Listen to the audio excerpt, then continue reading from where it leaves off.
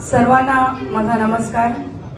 महाराष्ट्राचं आराध्य दैवत छत्रपती शिवरायांना वंदन करून डॉक्टर बाबासाहेब आंबेडकर भारतरत्न, त्याचबरोबर व्यासपीठावर उपस्थित असलेले सर्व मान्यवर आणि उपस्थित आपण सर्व महायुतीचे कार्यकर्ते, पदाधिकारी, माझ्या प्रिय मैत्रिणी, तुम्हाला सगळ्यांना मी नमस्कार करते। आपल्याकडे आज सर्वात महत्त्वाचा मुद्दा म्हणजे आपल्याकडे आज कार्यकर्ता मेळावा आहे। तेजस्वी घोसाळकर यांना पक्षाने त्यांना उमेदवारी जाहीर केलेली आहे, त्याबद्दल मी त्यांचं खूप अभिनंदन करते।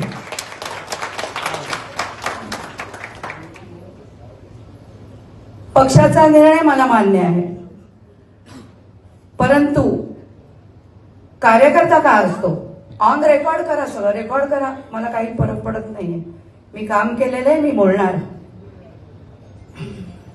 कार्यकर्ता काय असतो? आपण, तुम्ही, आम्ही आज युतीचे सगळेच कार्यकर्ते आहेत इथे।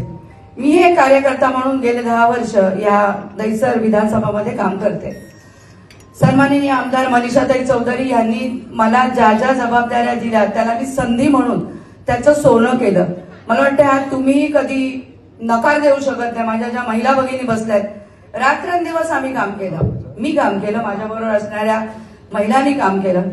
कुठे चुकली हो मी कुठे चुकली? मी कुठेही चुकली नाही।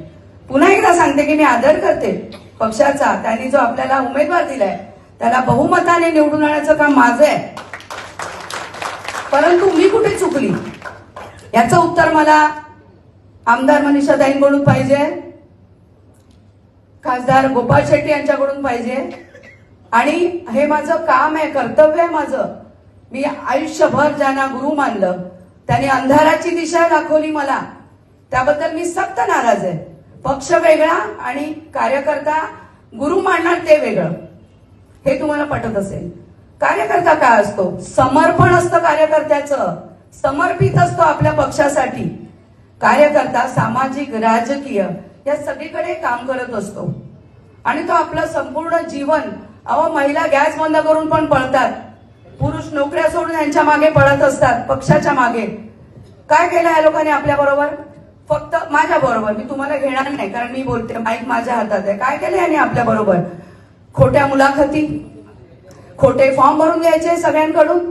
इच्छुक नाही मी बोलणार, मला कोणी थांबवायचं नाहीये, मला कोणी थांबवायचं नाही। मी काही कोणाला शिवीगाळ करत नाही, कुठेही दादागिरी, जे आहे ते मी बोलते। जर मी चूक बोलत असेल ना तर तुम्ही बोलायचं। सगळं खोटं होतं। यांची मुलाखत, त्यांची मुलाखत, ते सज्जन सिंगनी तर पिडलेलं, घरात पण याच्या ऑफिसमध्ये कुठेही बोलवत होते, बूथमध्ये काम केलं सगळ्यांनी। कोण आहे समाधानी आज विधानसभेमध्ये? कोणी नाही। इकडून तिकडून सगळं आणून टाकलं। सगळे आपण पक्षाचा निर्णय मान्य करणारे कार्यकर्ते एकनिष्ठ आहोत। आज निवडणूक होणार, बहुमताने सगळे आपले उमेदवार निवडून येणार, हे मी तुम्हाला इथे सांगते। पण ही माझी व्यथा आहे, मी कुठे चुकले? मी काम करून चुकले? कुठे चुकले? मी तुमचा आदर केला म्हणून चुकले? मला ह्याचं उत्तर हवंय। आणि मला असं काही नाही, बघा माझी रोटी ही पक्षाची रोटी नाहीये। मी पोलीस कुटुंबातली आहे, माझा स्वतःचा बिझनेस आहे, मी पैसे खिशातून टाकलेले आहे, लोकांना मी माझ्या बरोबर फिरवलेलं आहे। त्यामुळे मी कोणाला आता घाबरत नाही। माझं काम मी तेजस्वी घोसाळकरसाठी नेहमी करणार। कालही माझा मेळावा तुम्ही बघितला असेल, 750-800 महिला होत्या। मी तो वेळ बघत होती, मी शांत बसलेलो। दुःख तर होणारच ना, दुःख होणार नाही का? एवढं मेहनत करून मला काहीच दिलं नाही, फसवणूक।